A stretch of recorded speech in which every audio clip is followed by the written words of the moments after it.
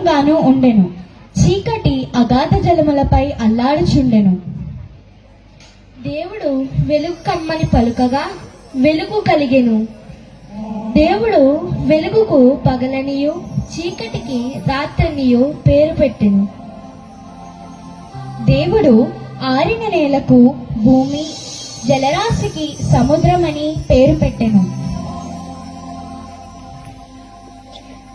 దేవుడు తమ తమ జాతి ప్రకారము విత్తనములు గల ఫలమిచ్చు ఫలవృక్షములను సృజించెను.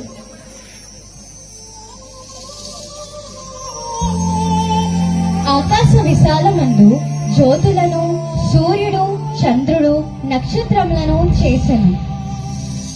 దేవుడు వాటి వాటి జాతి ప్రకారము పశువులను, పురుగులను, అడవి జంతువులను సృజించెను.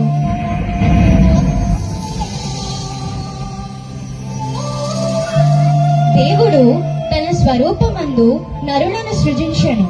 వారు ఆదాము, హవ్వ.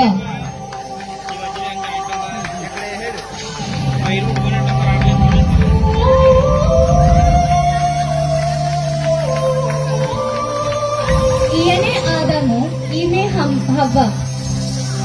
దేవుడు